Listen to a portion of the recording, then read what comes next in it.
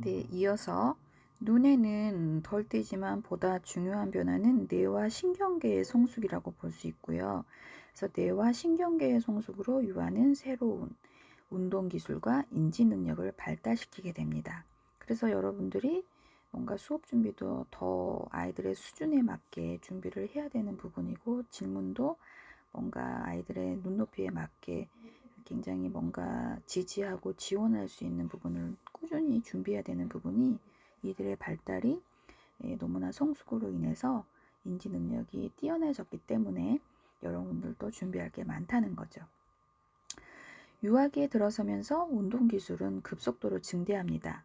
영아기에 걸음마를 배운 영아는 유아기에 와서 달리기, 뛰기, 공 던지기, 자전거 타기, 그네 타기 이런 걸 할 수가 있는데요. 대근육 운동뿐만 아니라 구두끈 매기, 크레용으로 색칠하기 등 소근육 운동 기술도 발달하게 됩니다. 일반적으로 소근육 운동 기술은 여아가 앞서는 반면 대근육 운동 기술은 남아가 우세하다는 부분이 이제 보편적인 통계 결과로 나와 있고요. 아동기의 신체 발달 속도는 다소 완만하지만 신체 비율은 거의 성인과 유사해집니다. 대근육과 소근육도 더욱 강하고 정교하게 발달을 하고요. 팔다리의 성장이 몸통과 성장보다 빨라서 학령기 아동의 전형적인 신체 특징인 팔다리가 가늘고 긴 모습을 보이게 됩니다. 머리 크기는 신장의 7분의 1, 8분의 1 정도로 거의 성인과 그 비율이 비슷합니다. 대근육과 소근육의 기본적인 운동 기능인 7세경이라면 거의 발달을 하고요. 이후에는 기존의 운동 능력이 더 빠르고 정교하게 발달을 하게 됩니다. 기본적 운동 능력인 던지기, 뛰어오르기, 달리기 능력이 더욱 발달을 하고요. 이제 이런 것들이 결합해서 게임으로 발전을 시켜 나갑니다. 협응 능력 발달의 가장 좋은 지표인 공놀이 같은 경우가 연령이 증가함에 따라서 공을 보다 멀리 던지고 보다 잘 받을 수 있게 되는 예가 있고요. 6살이 되면 줄넘기가 가능하고, 그러니까 본인의 몸을 높이 올려서 줄을 넘는 거죠. 7세경에는 작은 네모 칸 안에 정확하게 뛸 수 있는 거죠. 조준을 해서 몸을 멈춘다는 거죠. 협업 능력의 발달로 자전거나 스케이트, 수영, 단체놀이, 그리기, 악기 연주를 잘할 수 있게 됩니다. 현대사회 아동이 이제 대부분의 운동량이 부족하겠죠. 그래서 학교도 멀지 않고 방과 후 시간에 신체적 놀이 대신에 이제 조용한 학습 활동을 하니까 규칙적인 운동은 아동에게 많은 여러 가지 이점을 가져다 주겠죠. 인내심도 길러주고 잠버릇도 좋아지고 비만 방지도 도움이 되고요. 심장 질환은 예방해 줄 뿐 아니라 이제 학습 능력도 증진시켜 준다는 거. 그래서 아동기에 이제 신체적 활동량이 많아지고 호기심이 왕성해지므로 사고가 자주 발생하고 있어요.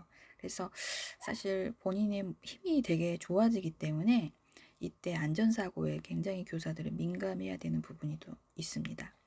남아가 여아보다 사고를 일으키는 비율이 높고요. 사고는 아동기에 발생하여 사망과 신체장애 주요 요인, 여러 가지 교통사고로 인한 사망률이 높다라고 책은 굉장히 무섭게 써놓으셨네요. 그래서 유아반 교사들이 생각보다 물론 아이들을 너무나 잘 봐주셔서 그래도 그런 큰 사고가 없지만 이런 연령의 특성상 아이들의 그런 안전사고에 민감해야 된다는 이야기를 전달해 드리고 싶고요. 두 번째, 인지발달인데요. 인지발달하면 대표적으로 생각나는 학자는 삐아제입니다. 삐아제는 인지발달 단계에서 영아기, 감각운동기, 또 감각운동기에는 세상에 대한 영아의 인식은 감각기관, 오감이죠. 오감. 그래서 그 운동 기능을 통해 이해하는 것으로 이제 정의를 내리셨고, 영아기의 사고는 언어나 추상적인 개념을 내포하지는 않습니다. 영아가 이해하고 기억하는 것, 자신이 직접 보고 듣고 느끼고 행동하는 것에 이제 의존하는 겁니다. 이것은 감각기관을 통해 받아들인 정보가 인지 발달의 중요한 내용이 된다는 것입니다. 감각운동기에 획득하게 되는 중요한 능력 중 하나는 대상 용속성의 개념입니다. 그래서 대상 용속성의 개념은 쉽게 말하면 깍꿍놀이에요. 깍꿍놀이. 그래서 물체가 눈에 보이지 않거나 소리가 들리지 않더라도 그 물체가 계속 존재한다는 것을 아는 것. 대상 요소성의 개념은 인지 발달 단계와 병행하여 발달하는데, 이 개념을 획득하기 위해서는 자신이 주변 세계와 분리된 독립된 존재라는 사고를 할 수 있어야 한다는 것이지요. 단어나 문장을 습득하는 시기에는 개인차가 있지만 대부분의 아동은 언어 획득 시에 동일한 발달 단계를 거치게 됩니다. 일반적으로 아동이 알아들을 수 있는 단어를 사용하기 시작하는 것은 12개월경이라는 사실에 대부분의 사람들은 동의합니다. 영아는 단어를 표현하기 오래전부터 울음이라든지 표정, 몸짓 등 비언어적인 행동을 통해서 의사소통을 꾀하고요. 영아는 이제 말의 리듬, 그 다음에 높고 낮음, 강약에 따라서 반응을 하게 됩니다. 그래서 이를 통해서 상대방의 말에서 감정적인 단서를 알아차리게 되고, 화난 목소리가 나면 행동을 멈추고, 그래서 뭐 예비 찌찌 이놈 뭐 이런 것들을 아이들이 이제 그런 감정적인 단서, 아뜨 뭐 이런 것들, 위험한 거에 대한 부분들, 이런 또 예를 들면 다정한 목소리, 아이고 우리 강아지 아이 예쁘다, 이런 목소리. 그래서 그런 목소리에 반응을 보인다는 것이지요. 유아기에는 인지적 성장과 언어 발달이 빠른 속도로 이루어집니다. 유아기 동안 뇌의 성장은 유아로 하여금 정보를 보다 효율적으로 처리하게 해주는데요. 유아는 이제 눈앞에 존재하지 않는 대상이나 사건에 대해 정신적 표상에 의한 사고를 할 수 있고요. 상징을 사용할 수 있는 능력을 갖게 됩니다. 그래서 이 시기에 습득하게 되는 언어는 상징적 표현의 중요한 수단이 되고요. 유아기의 단어의 습득이나 문법의 숙달로 영아기에 비해 의사소통이 보다 효율적으로 이루어지게 됩니다. 그래서 유아기에는 아직 실제가 아닌 것을 완전히 구분할 수 없어요. 그래서 자기중심적인 사고를 할 수밖에 없기 때문에 이 자기중심적인 아이들에게 사회성, 사회관계를 가르친다는 건 여러분의 몫이지요. 그러니까 너가 이렇게 하면 친구는 기분이 어떨 것 같아? 친구한테 사과해가 아니라 친구의 기분을 마음 읽기를 통해서 이제 끊임없이 그런 지도를 여러분들이 해야 되는 부분이 이 유아기의 시기이기도 합니다. 어떤 사물이나 사건에 대할 때 사물의 두드러진 속성에 압도되어서 2개 이상의 차원을 동시에 고려하지 못한다고 해요. 그래서 이러한 사고의 특성으로 말미암아 보존 개념, 유목 포함, 서열화에 관한 개념 습득이 좀 어렵습니다. 유아기의 사고는 논리적인 조작이 불가능하기 때문에 전조작기라고 부릅니다. 상징적 사고라든지 자기중심적 사고라든지 물활론적 사고, 물활론적 사고는 물건에 생명력이 있다라고 생각하는 거죠. 자동차야 안녕, 연필아 만나서 반가워, 아프겠다 부러져서 너는, 뭐 이렇게 생명력이 있다라고 생각하는 물활론적 사고를 한다는 것은 유아기의 인지적인 특성이라고 이해하시면 되겠죠. 그래서 전조작기 사고의 특성이 이렇게 정의할 수 있고요. 그래서 상징적 기능을 획득함에 따라서 언어 발달이 급속도로, 그러니까 인지는 결국 언어와 연결이 되거든요. 의사소통의 그런 표현, 능력, 읽기, 쓰기, 듣기, 말하기, 이런 부분들. 그래서 단어의 획득이나 문법의 숙달로 인해 영아기에 비해 의사소통이 보다 효율적으로 이루어질 수 있고요. 그렇지만 아직까지는 사고의 자기중심성 때문에 언어도 의사소통을 위한 사회화된 언어로 발달하지는 못하고 자기중심적인 특성을 갖게 됩니다. 아동기에는 유아기에 비해 인지능력에 상당한 발전을 보입니다.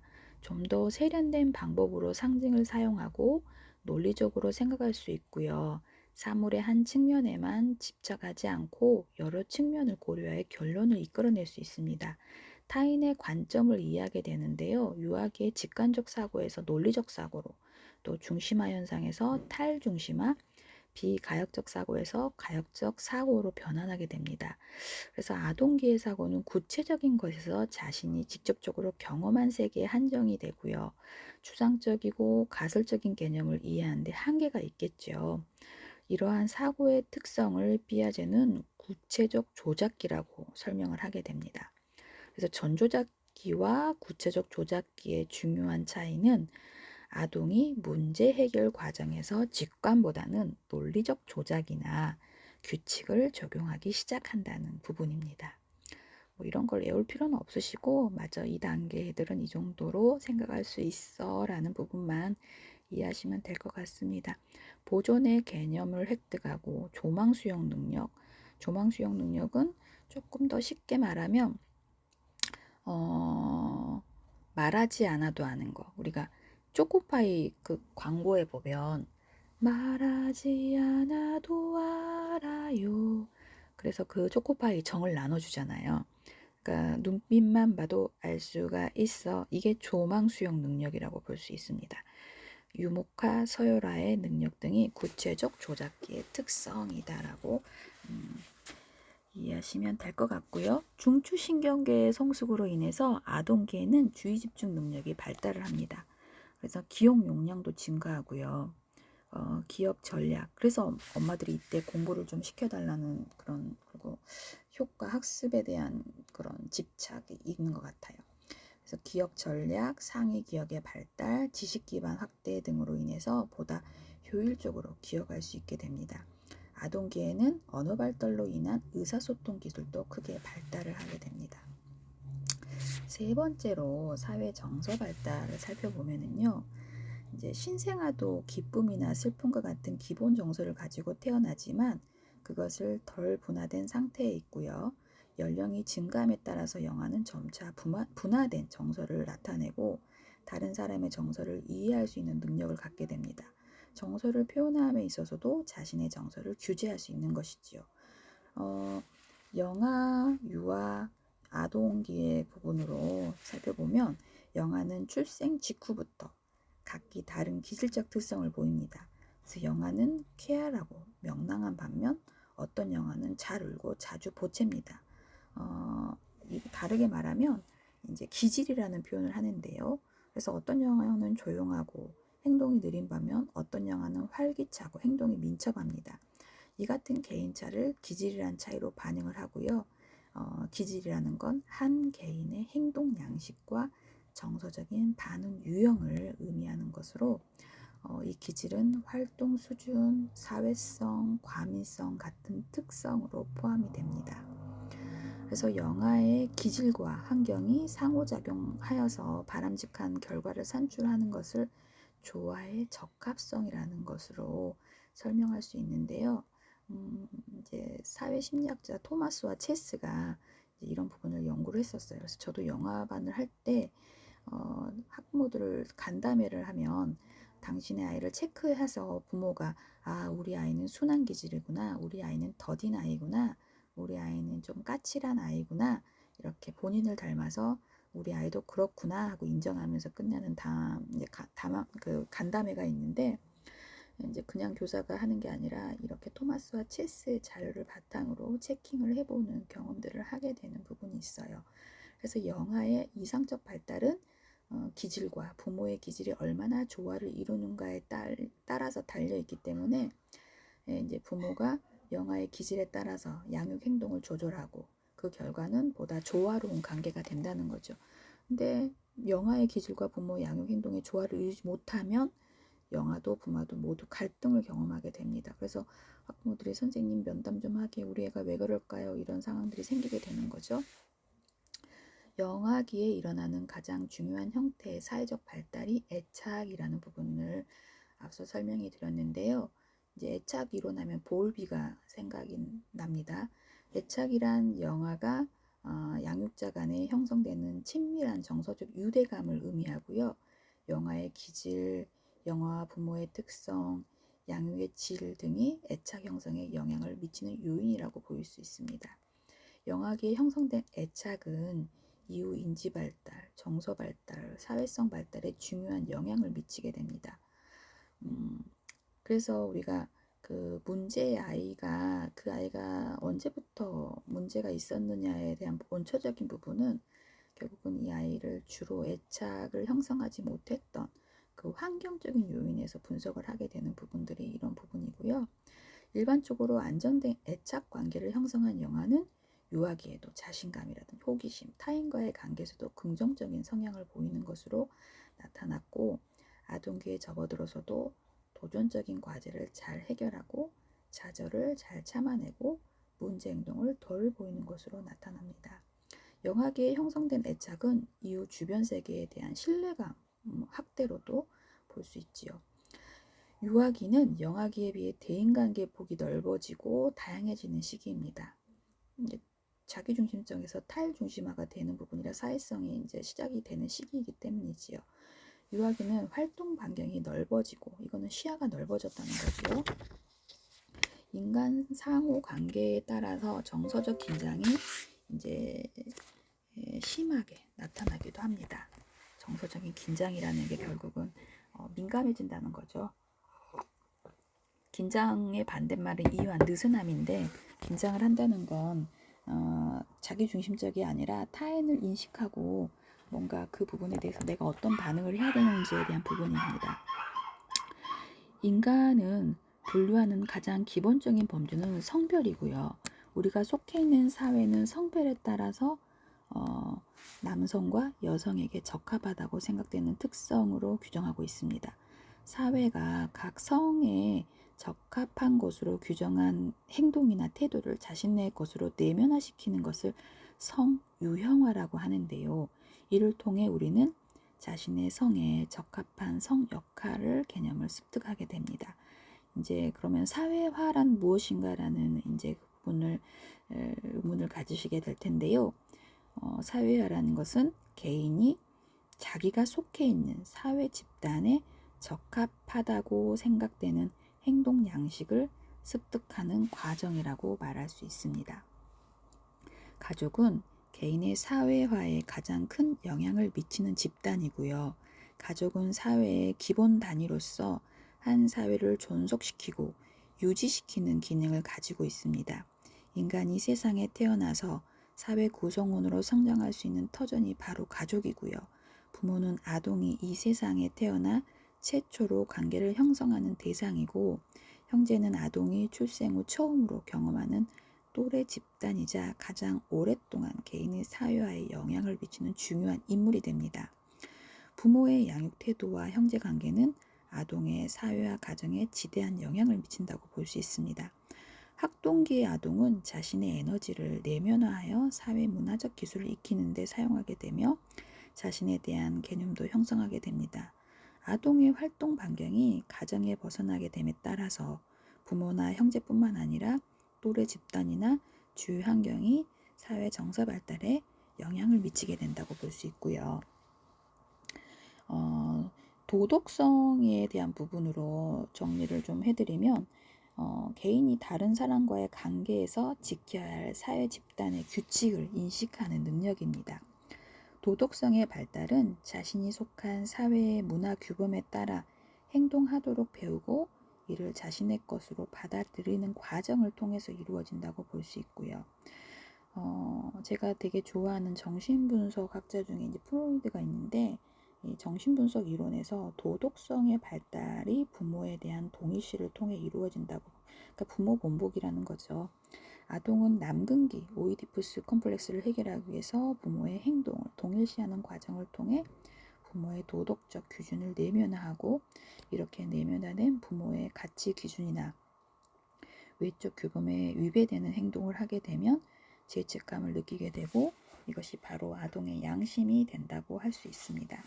사회학습 이론에서 부모의 행동에 대한 모방과 자신의 행동에 대한 강화를 통해서 도덕적 가치를 배우게 된다고 보죠. 인지발달 이론에서 도덕성이 인지발달과 병행해서 발달한다고 보는데요. 자기중심적 사고에서 벗어나 타인의 관점을 이해하는 어느 정도의 인지적 성장이 이루어지기 전에는 도덕적 판단이 불가능합니다. 특정한 인지 능력을 기초로 하여 각 개인은 옳고 그름에 대한 자기 나름대로의 규칙을 형성할 수 있다고 봅니다. 아동이 초등학교에 입학하게 되면 가정 밖에서 보내는 시간이 많아지고요. 출생 초기 사회성 발달 같은 부모와의 애착 형성에 기초했을 것이지만 성장함에 따라서 점차 접촉 대상이 확대되고 학교나 또래 집단의 비중이 커지게 됩니다. 이러한 또래 집단은 이웃에 살며 연령이 비슷하고 동성애 아동으로 구성이 되고 외모, 성숙, 운동기술, 학업성취, 지도력 등에 따라서 서열이 형성하게 됩니다. 사회가 점차 핵가족화, 소가족화가 되고 여성 취업률이 증가하고 세대 간의 격차가 심화되면서 과거 혈육 간의 밀접한 관계를 또래 집단이 대신하게 됩니다. 학교는 가정과 더불어 가장 중요한 사회 기관이 되고요. 그래서 이제 학교를 공부하는 곳으로만 생각하기 쉽지만 학교는 아동에게 매우 중요한 사회적 활동의 장이기도 하지요. 우리가 코로나 팬데믹이라는 시대에 언택트 수업을 이렇게 하는데 온라인 수업의 장점도 있어요. 여러분이 편하게 지금 이제 실시간이 아니라서 언제든지 그냥 수업을 편하게 들으시면 되는 부분이 있는 장점이 있는 반면 이 유아 아동 이런 시기에 사회적 장, 만나서 교류하고 소통하고 이런 부분에 대해서 지금 여러분은 이미 성인이 되었기 때문에 잠시 못한다는 그런 불편함은 있지만 불안하지는 않거든요. 근데 아이들은 그 시기에 획득되어야 할 사회적 기술, 사회관계, 양보, 도덕성, 하면 되는 것과 하면 안 되는 말들 이런 것들을 학교나 유치원이나 어린이집에서 배워야 되는데 집에서 온라인으로 할 수 있는 부분은 한계가 있다는 것이지요. 그래서 현대 사회에 접어들면서 가정의 교육적 기능이 많이 약화돼서 시설에 보냈으니 시설에 맡겨버리는 그런 상황들이고 교사의 역할이 굉장히 무거워진 부분을 조금 더 이야기를 했습니다. 세 번째로 아동 발달의 이론을 살펴보면 많은 이론이 아동 발달에 관해서 설명을 하고 있는데 지금까지 아동 발달의 모든 측면을 설명할 수 있는 통합된 이론은 없다고 해요. 그래서 어느 한 이론도 아동 발달의 복잡하고 다양한 측면을 모두 설명할 수는 없지만 각 이론 중 어느 하나도 우리가 아동 발달을 이해하는 데 중요한 기여는 하지 않는 것은 없다라고 합니다. 그래서 바꾸어 말하면 여러 아동 발달 이론은 아동의 발달 과정의 이해에 제각기 기여하는 바가 다르다고 이해하시면 될 것 같습니다. 조금 더 예를 들면 피아제의 이론은 인지 발달에 초점을 맞추고 에릭슨의 이론은 사회 정서적 발달에 초점을 맞추고 이 두 이론은 아동 발달의 각기 다른 측면에 강조하고 있기 때문에 피아제 이론이냐 에릭슨 이론이냐 대안이 될 수는 없다는 거죠. 네.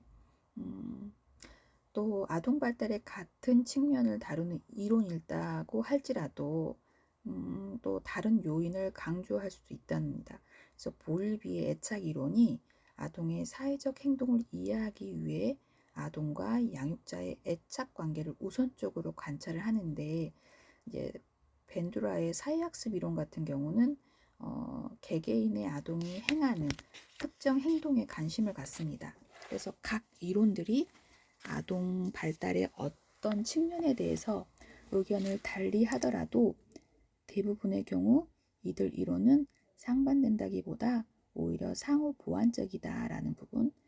그래서 다양한 이론을 통해서 우리는 아동 발달이라는 복잡하고 다양한 현상을 좀 더 잘 이해할 수 있고 깊이감 있게 관찰할 수 있다는 부분입니다.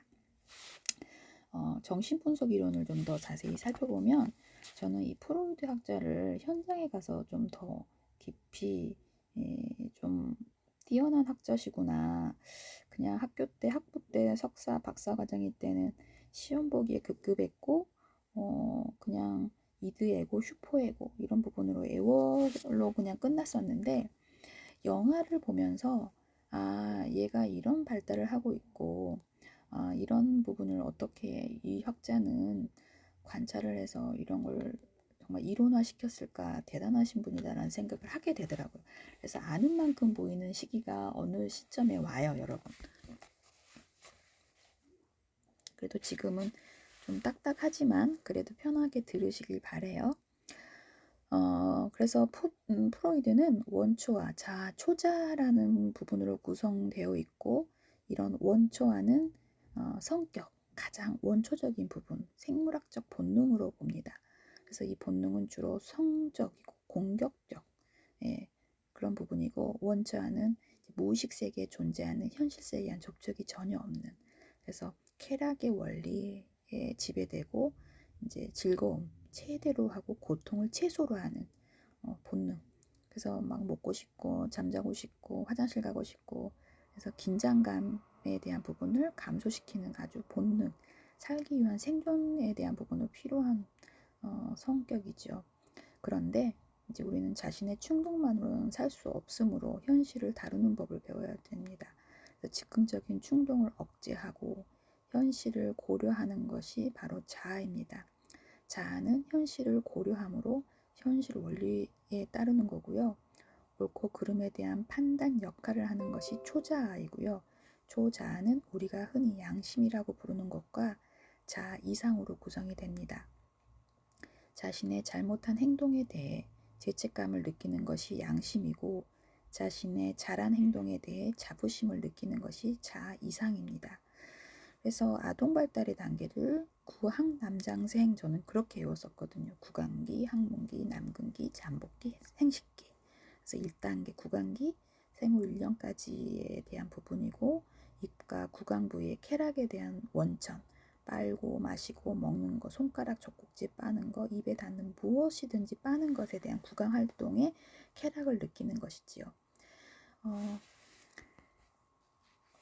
2단계 학문기에는 1차적 성감대, 이제 우리 현장에서 말할 때는 이제 배변 훈련기를 이제 학문기라고 볼 수 있는데요.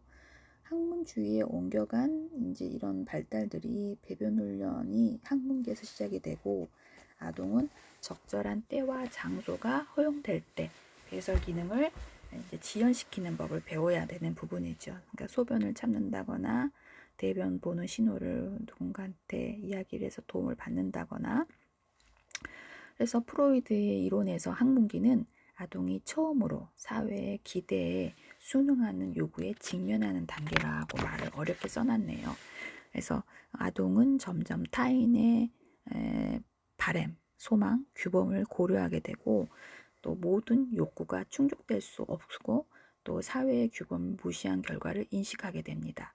세 번째 단계 남근기는 3세에서 5세까지 계속 이어지는데요.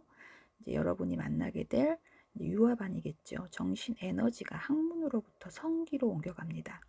그래서 남아는 오이디푸스 컴플렉스, 여아는 일렉트라 컴플렉스를 경험하게 됩니다. 4단계 잠복기는 6세경에서 12살경에 끝나고요. 오이디푸스 컴플렉스를 성공적으로 해결한 아동은 이제 비교적 평온한 시기에 잠복기에 들어섭니다. 일반적으로 초등학생 시기에 여기에 해당되고요. 5단계 생식기는 12살에 시작이 됩니다. 그래서 생식기의 남근기에서 같은 이성, 부모를 향한 성적 욕망이 다시 한번 나타나게 되고, 프로이드는 이를 사춘기의 거세 불안이 환기되는 오이디푸스적 상황의 재현이라고 볼 수 있습니다.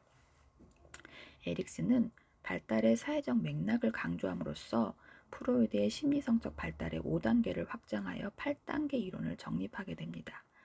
에릭슨은 인간 발달의 전생에 접근을 시도한 최초의 인물인데요. 1단계, 그래서 구강기에 해당되는 시기로 출생에서 1세까지, 그래서 이 시기에 주로 발달의 위기는 영아가 세상을 신뢰할 수 있느냐 없느냐에 대한 여부, 그래서 아까 말씀드린 것처럼 그 불신감, 애착, 이런 부분. 그래서 그 어떤 특정한 부모 아니면 엄마를 대신하는 누군가가, 그러니까 뭐 엄마가 바빠서 대리 양육자를 선정한다거나, 근데 예를 들면 함소원이가 지금 그 대리 양육자를 설정하고 방송 활동을 되게 자유롭게 하는데, 그 양육자와의 갈등이 한 번씩 그 아내의 맛에서 나오잖아요.